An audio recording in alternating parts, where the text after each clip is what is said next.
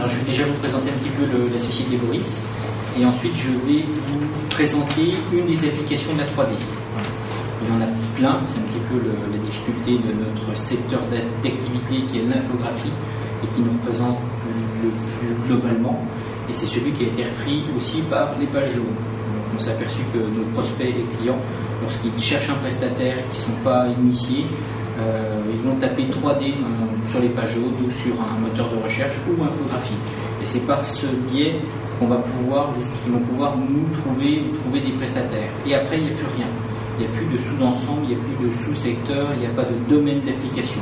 Donc c'est ça qui est difficile justement pour pouvoir identifier tous les prestataires dans nos métiers qui sont si différents. Donc la société Boris, en fait, elle a été immatriculée en 2004 avec pour principale mission d'assurer le back-office sur des opérations de promotion immobilière. Donc concrètement, moi j'avais une expertise et des domaines de compétences. Les promoteurs me sous-traitaient certaines tâches qui étaient soit administratives, soit commerciales, soit financières, sur des dossiers de construction de bâtiments. Voilà. Et lorsqu'on arrivait à la partie communication, on avait toujours le même problème, c'est-à-dire qu'on essayait de frapper à la porte d'une agence de communication généraliste et en posant des problématiques liées à l'immobilier. Et on avait une réponse qui était des fois un petit peu de l'ordre du flou artistique, parce qu'aujourd'hui, il y a très très peu d'agences de communication spécialisées dans le domaine de l'immobilier, sauf à Paris. Mais il faut s'appeler Bouygues, Eiffage, Nexity, Georges V pour prétendre avoir un rendez-vous avec des agences de communication si proches. Et c'était un constat. Donc je me débrouillais pour trouver des infographistes qui avaient des compétences dans le domaine. Il fallait qu'ils soient disponibles, il fallait qu'ils soient, si possible, pas trop chers. C'était très très difficile. Et le hasard a fait que j'ai eu un stagiaire avec lequel je me suis bien entendu et avec lequel on a ouvert il y a plus de 3 ans maintenant un bureau d'infographie dans la région du Shandong, qui est une région en Chine. Et nous sommes dans la ville de Jinan, à 3 heures de train au sud de Pékin. Et on a réussi en fait à pouvoir lier la capacité de travail d'un bureau d'infographie en Chine qu'on a créé, qu'on a embauché, c'est pas des freelances, c'est tous des infographistes spécialisés dans ce domaine d'application et qui sont salariés de notre structure. Et notre bureau qui est à Besançon, où aujourd'hui nous sommes 3, avec justement à la fois ces doubles compétences, un décalage de 7 heures pour pouvoir travailler rapidement et répondre à des problématiques je vais vous montrer comment traiter l'information. C'est-à-dire qu'on a des clients qui vont nous donner du plan. Les plans, ils arrivent à 18h. Avant, ce qu'on faisait, c'est qu'on les mettait de côté, puis on attendait 9h le matin pour savoir si dans les plans, on avait bien tous les éléments qui nous permettaient de travailler. Depuis l'ouverture du bureau, on a l'avantage de pouvoir traiter tous ces plans, on met ça dans le scanner, tout part à notre bureau, à 2h du matin, eux prennent le relais et regardent s'il nous manque des cotes, des façades, des textures, des détails pointus sur lesquels on va pouvoir nous ensuite construire la modélisation. Donc pour nous, c'est un gain de temps énorme. Et en 3 ans et demi, on a voulu justement garder une spécialité qui est l'immobilier, mais on a tendance à dévier un petit peu parce que dans le hasard des rencontres, on va avoir des gens qui étaient justement dans la partie ferronnerie sur laquelle on a travaillé et d'autres exemples qui arrivent à la fin, et à chaque fois on a eu un retour qui était assez bon. Donc on est en train de se dire, mince, on est peut-être aussi en train de passer à côté de dossiers intéressants. Le problème étant, c'est qu'aujourd'hui, nous on a une casquette spécialisée en immobilier, et pour en sortir, il faut qu'on communique en dehors de l'immobilier. Et on n'y arrive pas, puisqu'on s'est spécialisé sur ce domaine-là. Donc on a une base d'email qu'on s'est créée, on communique auprès de nos prospects dans ce domaine-là, et on a un petit peu du mal à en sortir. Nous aussi, notre intérêt de présenter nos compétences et de se faire représenter par un syndicat comme FCI. Voilà. Alors, je vais revenir justement à l'image 3D dans l'immobilier et vous montrer qu'est-ce que l'image 3D, comment ça se construit et les différentes phases. Et vous allez pouvoir éventuellement, dans vos différents métiers, retrouver un intérêt sur de la mécanique, du luxe, présentation de l'ordinateur, un outil pédagogique peut-être. Voilà. À la base, le travail restera le même. Par contre, à la fin, on va sortir un immeuble, on va sortir une pièce détachée, on va sortir une structure de livre ou un support pédagogique, bien d'autres choses. Alors, donc, il y aura 3 parties dans la présentation: l'image 3D, les formats variés et flexibles d'image 3D et l'image 3D comme support de vente à potentiel.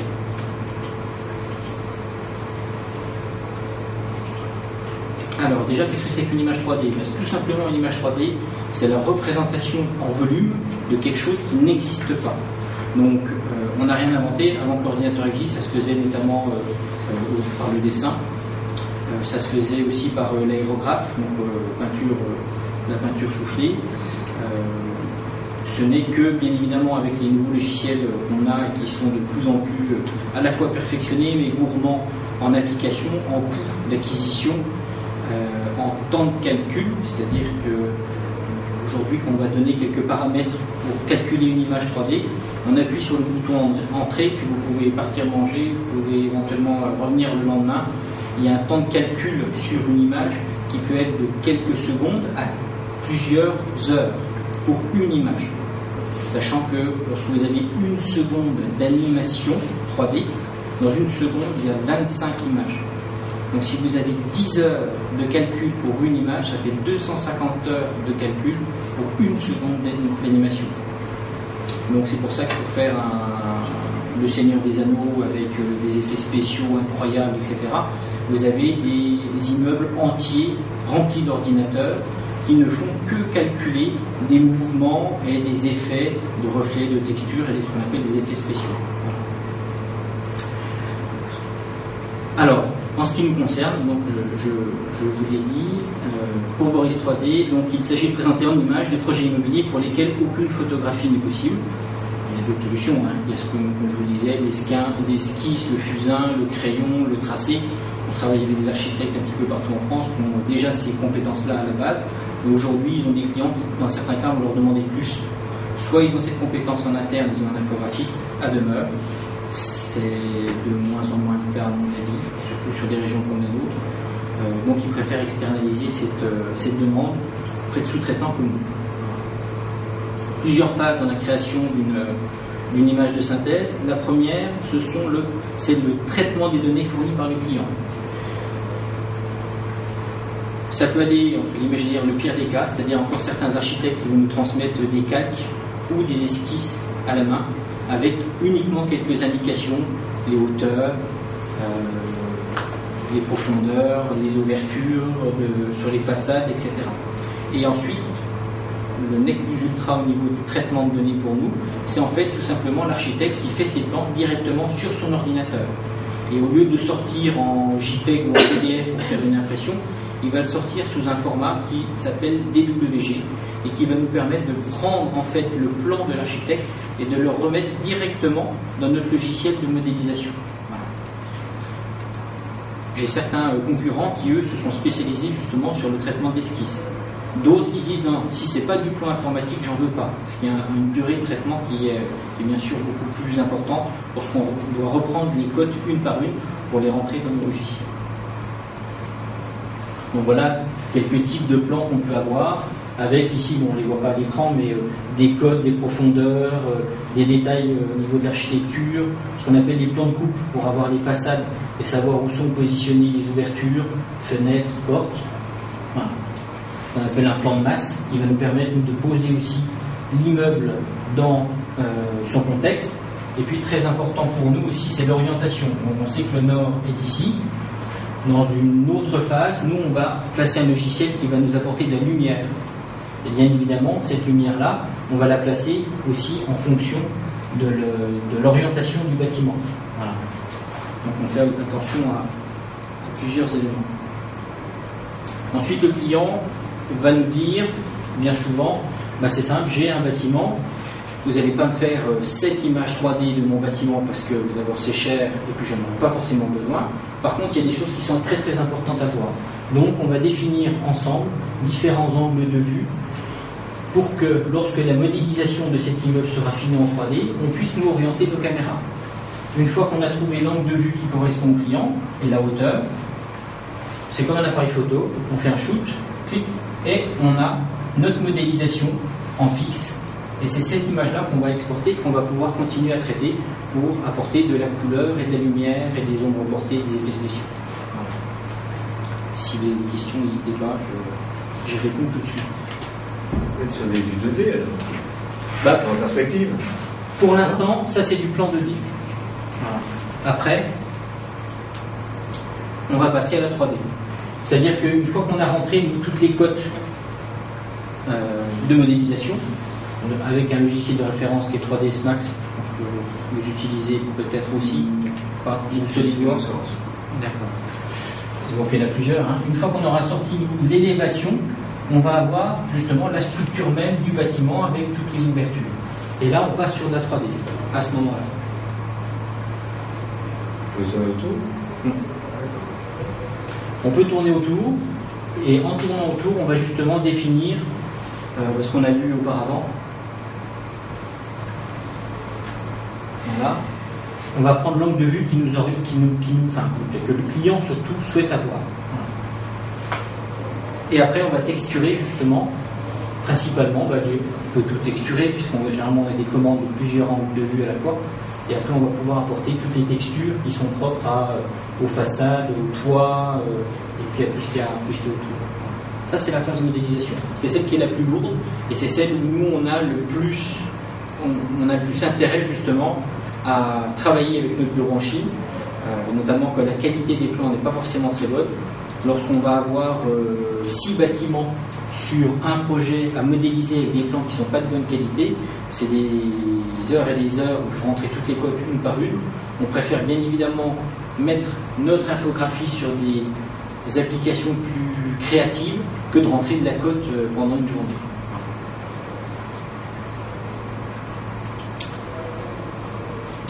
Ensuite, sur la partie... Donc on a tout modélisé, et après nous on va apposer justement des couleurs et des textures sur chacune des faces. Mais ça pourrait justement être... ça aurait pu être une montre, ça peut être une chaise, ça peut être n'importe quoi. Soit le client va nous donner exactement la texture qu'il souhaite. Donc il va nous dire, je veux des tuiles Mijon, référence 22.6, puis on va sur le site internet des tuiles Mijon, on télécharge la texture et il y aura exactement la texture qui convient sur le toit. Voilà. Ici je veux des poteaux bois, quel bois? Bois cirrusé, etc. Hop, on travaille aussi avec des palettes et nous on a des textures, ce qu'on appelle notre banque d'images, un petit peu aussi notre richesse professionnelle, c'est d'avoir une banque d'images très très riche et d'appliquer la texture qui correspond à ce que le client souhaite. Et puis après il y a des couleurs qui sont classiques, et là on a un nuancier, on travaille en code Pantone, et puis on choisit avec le client, puis on veut la référence 23.6, on rentre et on l'applique directement dessus.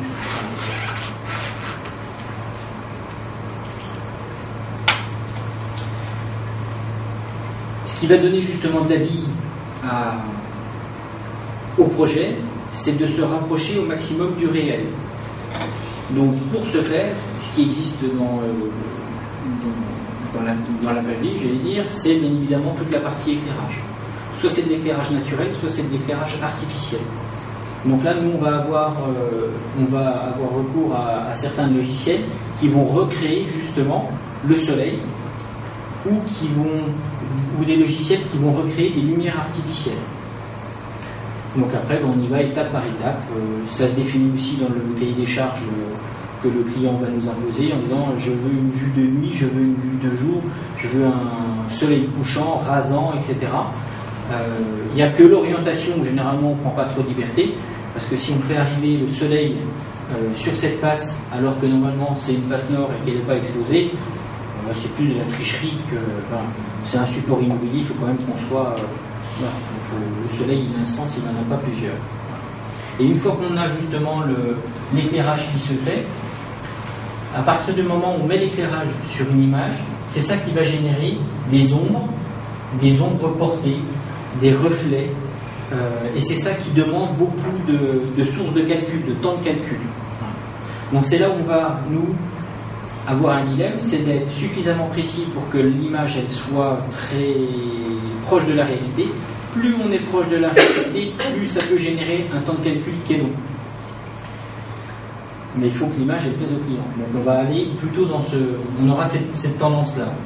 Maintenant, on sait aussi que le client il est très pressé, qu'on a une date de livraison à respecter. Dans ce cas-là, nous, on va faire attention.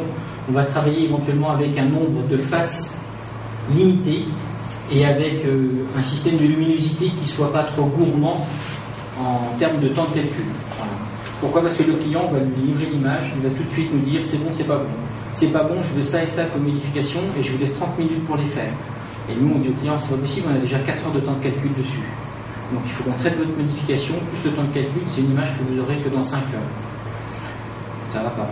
Donc, au préalable, si on sait que le client est très très pressé, on va justement limiter le temps de calcul. Et on va limiter le temps de calcul peut-être à 4 minutes ou à une demi-heure par image. Comme ça, on est sûr de ne pas avoir de problème.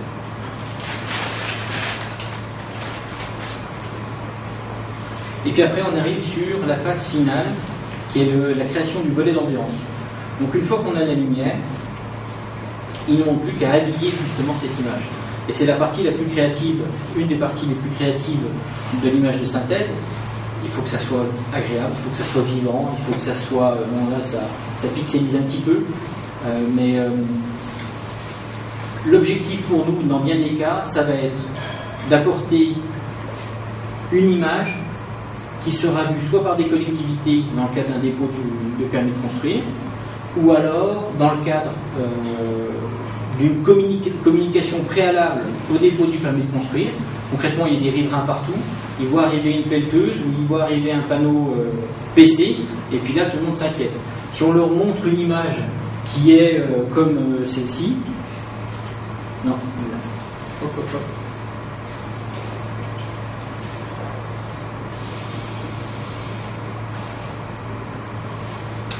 Et encore, des fois sur certains panneaux de chantier, on va trouver des images comme celle-ci. Moi je suis riverain, je vois ça à côté de chez moi, je m'inquiète, je vais à la mairie, je fais éventuellement un recours, je crée une association de riverains et puis on me dit vous n'allez pas nous mettre cette horreur à côté de chez nous. Alors l'objectif pour le promoteur, c'est de donner quand même une image qui soit très précise, ça c'est déjà un petit peu mieux. Et puis celle-ci, c'est une image qui va pouvoir vivre avec le projet. C'est-à-dire que généralement, on va livrer cette image avant même que le projet soit sorti de terre. Et puis l'objectif, c'est que cette image, elle dure jusqu'à la livraison même de l'immeuble. Et ce qui est quand même assez sympa pour nous, ça nous arrive que pour les dossiers qui nous sont proches, c'est de regarder ensuite l'immeuble une fois qu'il est construit, puis l'image qu'on a réalisée. Voilà. Charge quand même au promoteur de respecter ses engagements et de sortir aussi un immeuble qui corresponde à l'image qu'il nous a commandée. Voilà. Parce que c'est pas nous qui avons pris la liberté de mettre des bambous qui font 10 mètres de haut, des rosiers, des terrasses, des parties bois. Maintenant, il faut qu'il le fasse aussi. Voilà. Alors, on a plusieurs types de vues et d'images 3D. Une vue piétonne, prise à hauteur d'homme, une vue aérienne, donc c'est supérieure à partir de 2 mètres, des vues de nuit et des vues en incrustation 3D. C'est la carte postale que je vous ai laissée avec les pavillons, les maisons individuelles incrustées sur la photographie.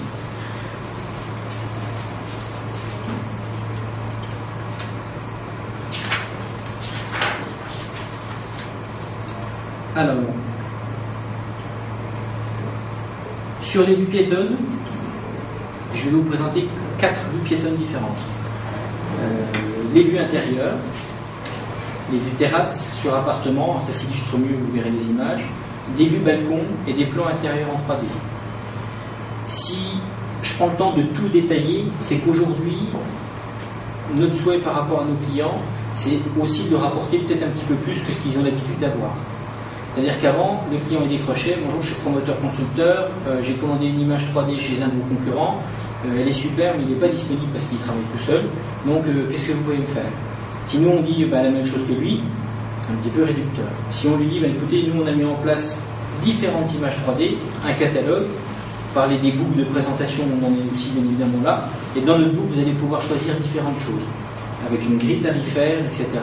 Le client il se dit, il va répondre à ma demande, mais peut-être qu'il va aller un petit peu plus loin, il va peut-être apporter aussi des choses innovantes, parce que dans l'immobilier, il faut que ça bouge un petit peu. Alors, nos clients ne se posaient pas trop de questions jusqu'à juin 2008, et puis c'est bizarre, en septembre 2008, je suis accueilli Les rendez-vous durent un petit peu plus longtemps, on n'hésite pas à me faire revenir une deuxième fois. Lorsque je me déplaçais avant, j'avais un interlocuteur. Là maintenant j'ai des rendez-vous, j'ai 3 ou 4 interlocuteurs devant moi. Donc on se rend compte que la communication par l'image, elle était un petit peu secondaire quand les clients se battaient au portillon pour acheter des appartements, alors que maintenant en période de crise, ils savent pertinemment qu'il ne faut pas se rater dès la première image. Voilà.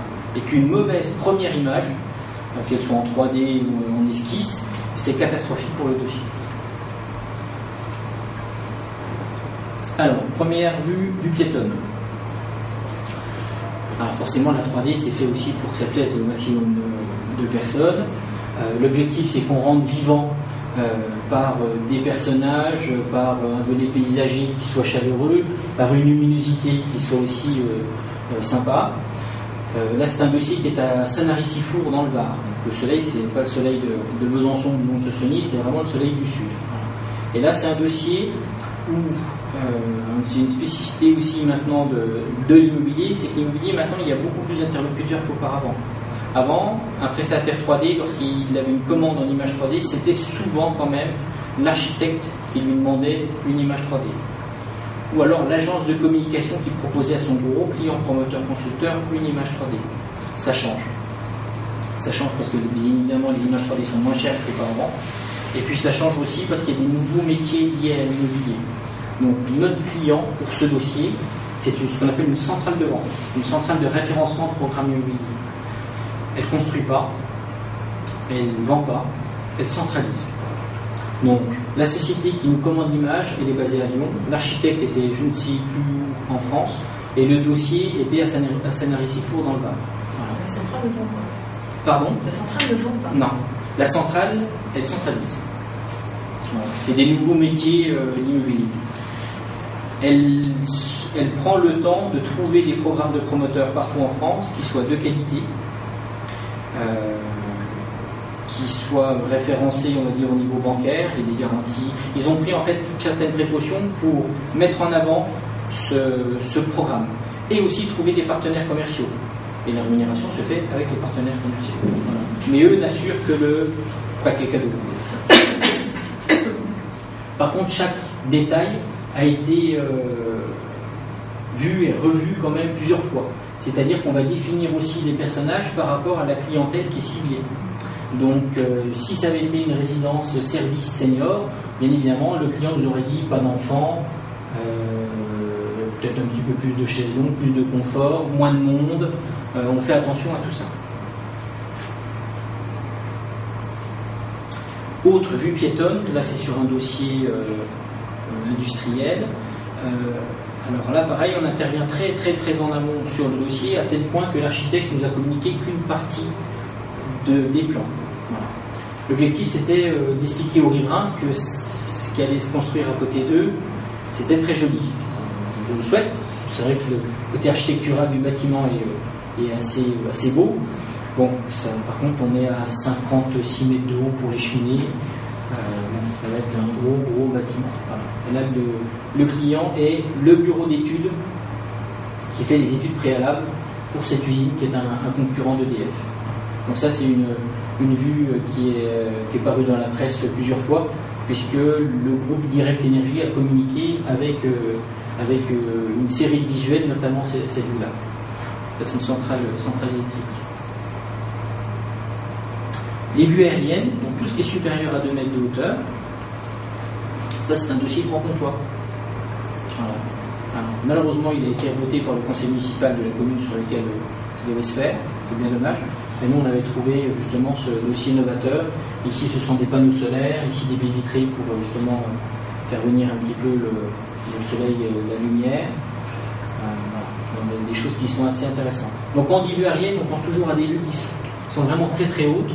Pas forcément. Voilà. On se lève un tout petit peu et ça donne un angle de vue qui est un petit peu différent. Là, pareil, on est sur de la résidence-service. Là, par contre, on est vraiment sur de la vue aérienne. On a à peu près entre 25 et 30 mètres de haut. Par contre, on est en environnement virtuel.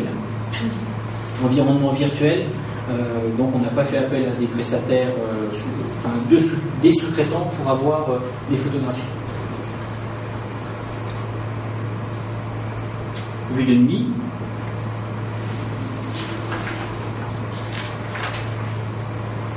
Alors, soit sur des immeubles de bureaux, soit sur des résidences d'habitation. Voilà. Il faut savoir que les vues de nuit, elles n'ont d'intérêt que de mettre en valeur en fait certains détails de lumière artificielle. Voilà.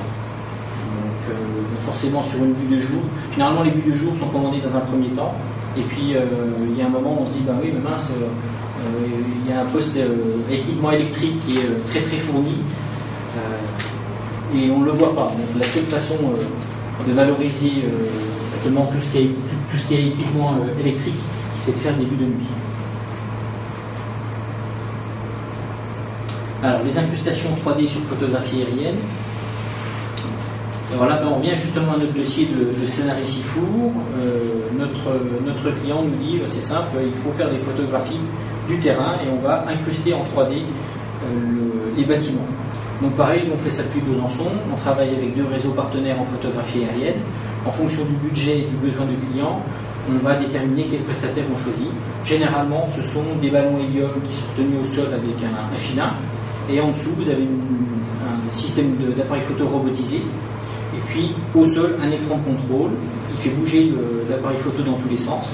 Et qui va shooter sur différents angles de vue. Et nous, on va prendre l'angle de vue qui nous intéresse le plus pour pouvoir incruster les maisons en 3D dedans. Voilà. Donc, on trouve notre piscine qu'on avait tout à l'heure. On est en vue piétonne. Et cette fois, on est en vue aérienne. Voilà. Donc, ce qui est sympa, bien évidemment, à l'écran, c'est de pouvoir, en présentation, faire évoluer le dossier. C'est aujourd'hui une prestation qui est très très demandée parce que ça valorise à la fois le produit immobilier et ça rassure le client concernant le contexte réel de la résidence dans laquelle il va acheter. Là, on ne peut pas... Sur des images 3D, des fois, ce qu'il dit, c'est le promoteur, il en rajoute un petit peu. Les images 3D, elles sont tout le temps très très belles. Je suis d'accord. Par contre, une fois qu'on a du réel et du virtuel, cette fois, il n'y a pas moyen de tricher. Ou alors, c'était une intention volontaire du client. Alors, une autre incrustation 3D, là, c'était sur un dossier, donc c'est pour un architecte français sur un dossier en Afrique. Le problème sur certaines républiques d'Afrique, c'est que les immeubles ils commencent. Et des fois, pour les finir, à partir du moment où ça monte à plus de 20 mètres de haut, voilà, il y en a qui restent à ce niveau-là. Donc l'objectif, c'était de finir le bâtiment sur de l'existant. Voilà. Sachant que ça va monter quand même très très haut. Là, on a une partie habitation, une partie commerce, une partie bureau. Et une partie restaurant. Qui est au-dessus. Avec quand même une volonté de travailler aussi sur du photovoltaïque, sur les nouveaux immeubles en construction.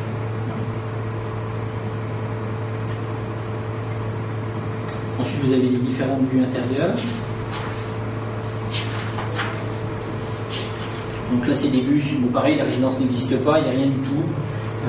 Il va falloir donner des vues 3D à une agence de communication qui, elle, va faire la plaquette de présentation de la résidence. Les vues extérieures, pas de problème, elles existent. Par contre, les vues intérieures, ce serait bien quand même que chaque client puisse, en fonction des superficies qu'il va acheter, avoir une vue réelle de son appartement et voir si, quand on achète un T2 qui fait moins de 40 mètres carrés, on peut vraiment y vivre à 4 ou s'il faut peut-être acheter un petit peu plus grand.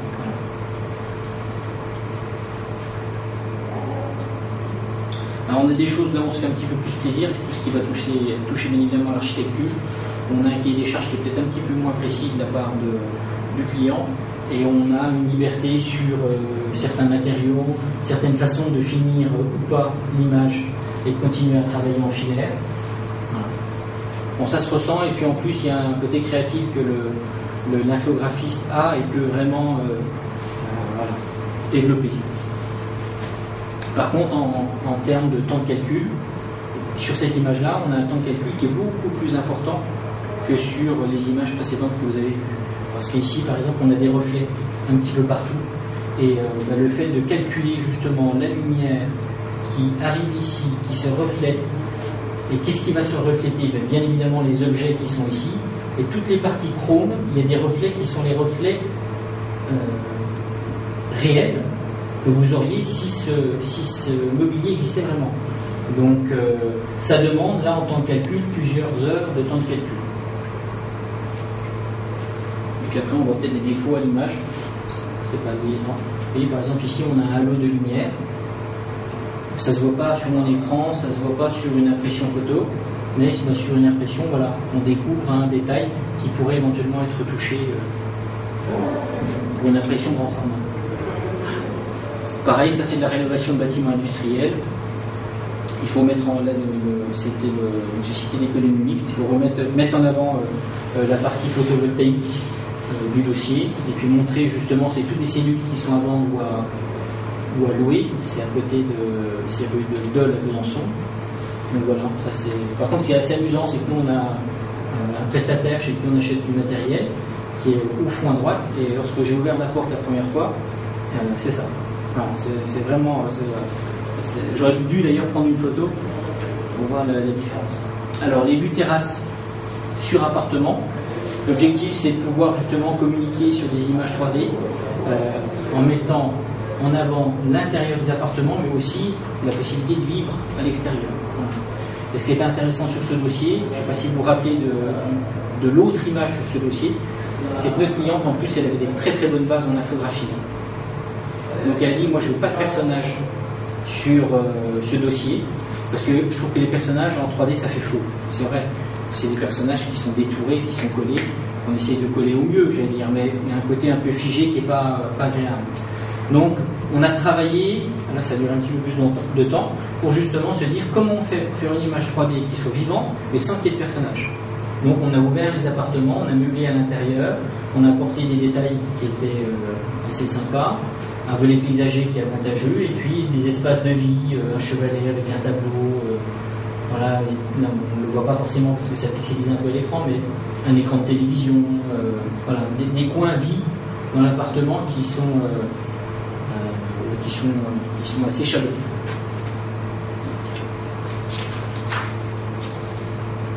Un deuxième exemple de vue terrasse. Voilà.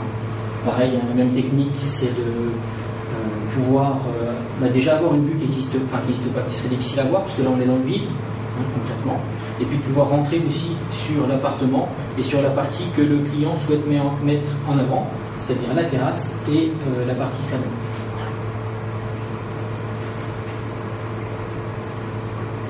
Alors les parties balcon, c'est l'inverse.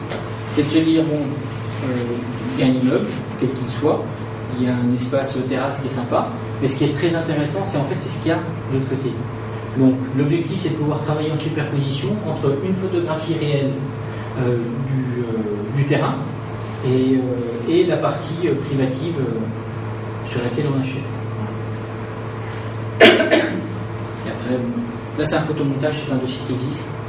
Mais pareil, l'intérêt, c'est pas forcément la terrasse, mais c'est la vue qu'on peut avoir depuis la terrasse.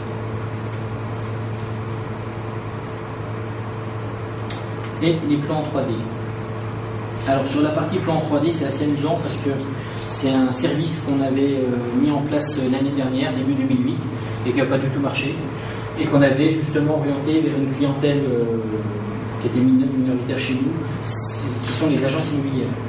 Donc on est arrivé auprès des agences immobilières, on a dit, ben voilà, vous avez des biens à la vente, des fois c'est des biens qui sont très délabrés, qui vont être rénovés, ou sinon vous vendez aussi des fois des appartements en VFA, c'est-à-dire des immeubles neufs, et vous n'avez pas de vue aussi qualitative que des visites d'appartements qui sont existants. Donc nous on vous propose avec un simple plan papier avec les cloisons et puis la destination des pièces, qu'on sache quand même où se trouve la cuisine, salle de bain, etc. Vous nous envoyez ça et nous en moins de 7 jours on vous sort autant de plans 3D que vous voulez de votre appartement. Et on s'est fait rétamer, on n'a eu aucune réponse, on a fait un mailing, rien du tout. En plus, on avait forfaitisé le service. Donc on leur avait dit que ça soit un T2, un T6, que ça fasse 30 mètres carrés ou 200 mètres carrés, c'est 400 € hors taxe. Le plan 3D. Donc on était au niveau prix pas trop mal placé. pour des agences immobilières qui vont prendre entre 3 et 15 000 euros d'honoraires sur un bien, je trouvais que ça valait le coup quand même d'aller de l'avant. Aucune réponse. On dit c'est pas la peine, de toute façon si le premier n'achète pas, derrière il y en a 4 qui attendent pour les visites, donc on n'en a pas besoin, et ils n'en avaient pas vraiment besoin.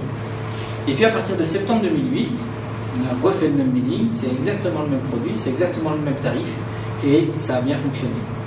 Donc là on est sur une opération de rénovation sur Besançon, et l'agence immobilière a commandé une vue en 3D du bâtiment extérieur avec retouche des façades, ouverture, etc., plus un plan intérieur en 3D de chacun des niveaux.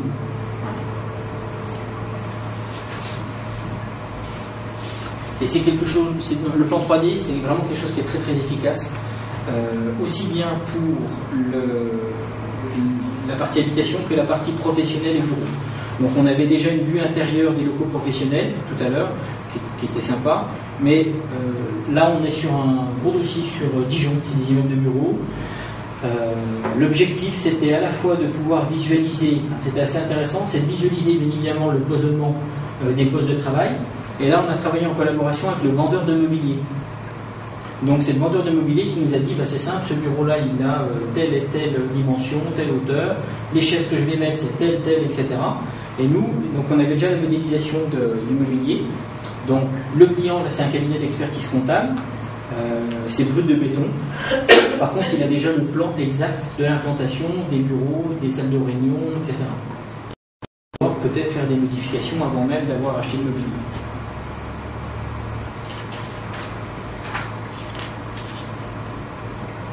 Alors j'ai bientôt fini. La rubrique d'hiver, justement, c'est celle qui nous intéresse aujourd'hui un petit peu plus. C'est-à-dire que nous, on a su se faire une expérience, une petite réputation dans le domaine de l'immobilier, et on aimerait bien un petit peu aller voir ailleurs. Donc là, j'ai 2 exemples à vous montrer. À chaque fois, c'est des exemples qui ont satisfait nos clients. Mais lorsqu'on a une casquette, c'est dur d'en changer. Donc aujourd'hui, ce qui nous amène à communiquer de plus en plus, c'est justement de pouvoir dire on sait faire de la 3D dans le domaine de l'immobilier, mais peut-être aussi dans d'autres domaines d'application. Alors, j'ai pas d'image dans le cadre de la mécanique, mais c'est un secteur qui nous intéresse beaucoup, parce qu'en fait, il y a certains secteurs d'activité qui sont très bien équipés au niveau du logiciel. Donc, le plus gros du travail est déjà fait. On récupère la pièce automobile, on va dire, pièce mécanique. Toute la partie modélisation que je vous ai montré, texturage, on l'oublie, on l'a déjà. Par contre, ce que ces logiciels ne font pas, font moins bien, c'est justement d'appliquer des textures qui soient qualitatives et éventuellement un phénomène d'éclairage et de mise en situation qui permet à une pièce mécanique, dans certains cas qui n'est pas très très belle, mais de la rendre vraiment attrayante. Voilà. Donc ça ne vaut pas le même prix que ce qu'on facture à nos clients lorsqu'on fait de la modélisation, le premier texturage, etc. Mais à mon avis, il y a quand même quelque chose à faire. Voilà. Alors ça, c'est une pièce qu'on a reçue texturée. J'aurais dû la mettre avant, mais je ne l'ai pas retrouvée. C'est un texturage qui était gris tout mat. Pas beau. C'est-à-dire qu'en fait, on avait même du mal à définir les angles, éventuellement le matériau utilisé pour la fabrication. Et puis le client il se dit oui, mais moi je ne peux pas mettre ça dans ma plaquette, c'est pas possible. Donc il faut absolument trouver la solution. Alors, la solution n'était pas difficile, c'est le logiciel qui a quasiment tout fait. On avait nous déjà à la base la texture, la couleur, et bien après il ne reste plus qu'à enlever les textures du client, remettre les nôtres et mettre un système de mettre une luminosité qui mette en valeur son produit. Voilà.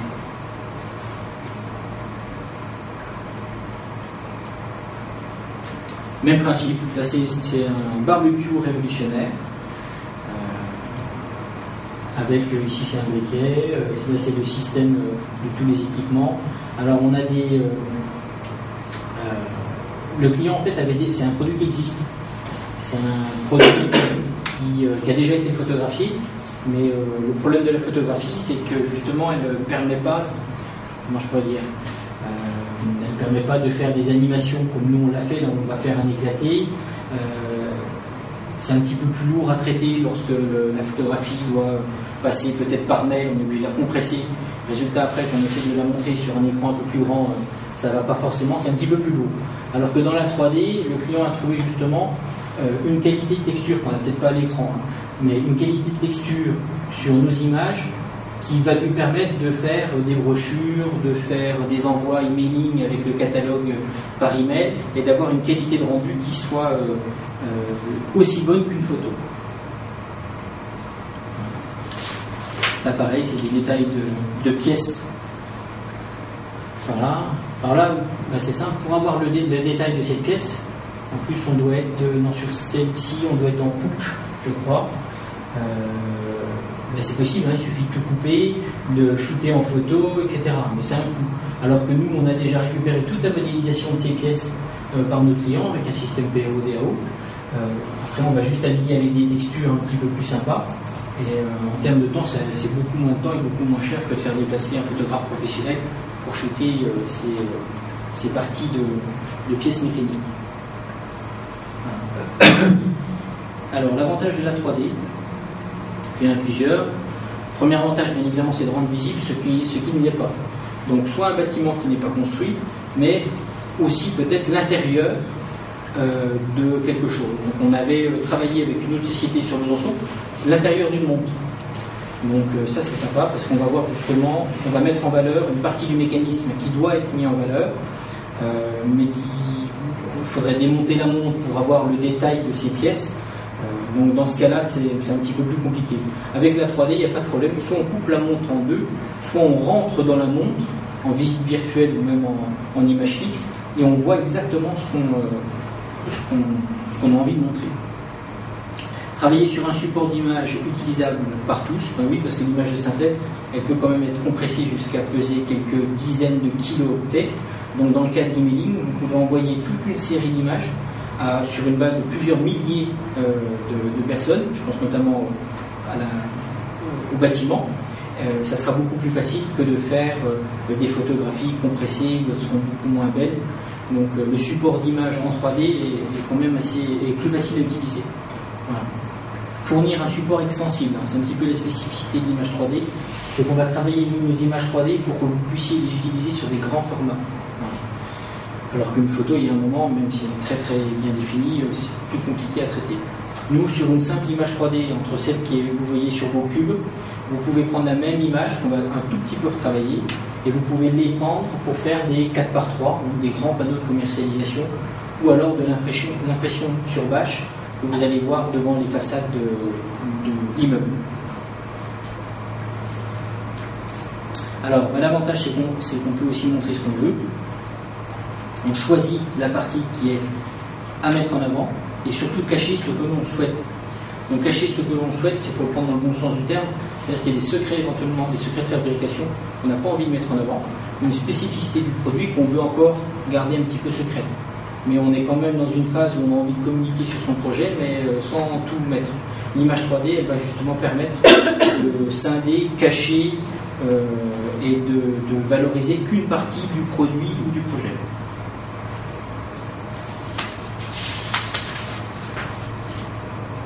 Alors,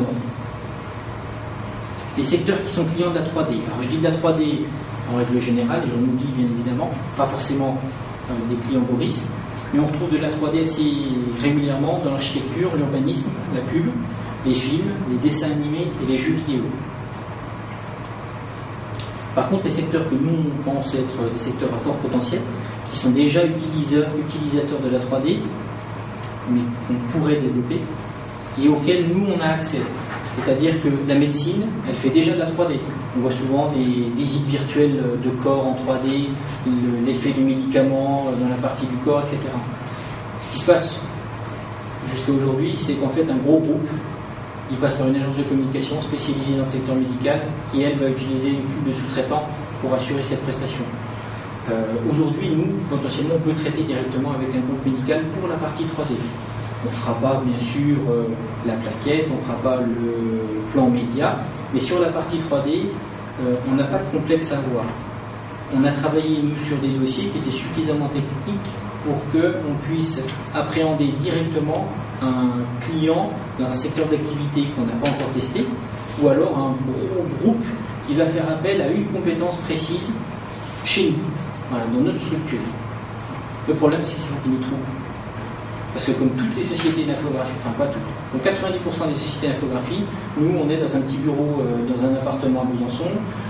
Mes collègues, ils sont des fois à l'incubateur, à Tennis, deuxième sous-sol. Une personne qui travaille sur les mascottes, qui est une référence, qui travaille avec des clients un petit peu partout en Europe où il travaille depuis chez lui.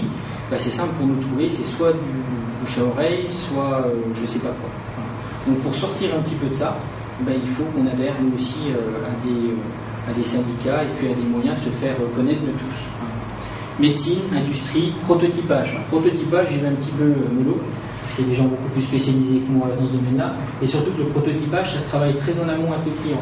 C'est-à-dire que le client, des fois, il a l'utilité de la pièce, mais il n'a pas forcément le design. Et nous, c'est pas notre partie. On n'est pas des designers, on ne sait pas faire, c'est encore un métier justement qui est à part. Par contre, une fois que la pièce et le design est vraiment fait, on récupère le plan, ça on sait faire. Voilà. Et puis des commandes sur mesure, sur des produits qui n'existent pas. Donc ça on peut faire. Et puis tout ce qui est micro et nanotechnologie, montrer ce qui n'est pas visible. Donc on revient un petit peu à ce que je disais tout à l'heure. Voilà, ça c'est notre adresse sur Besançon.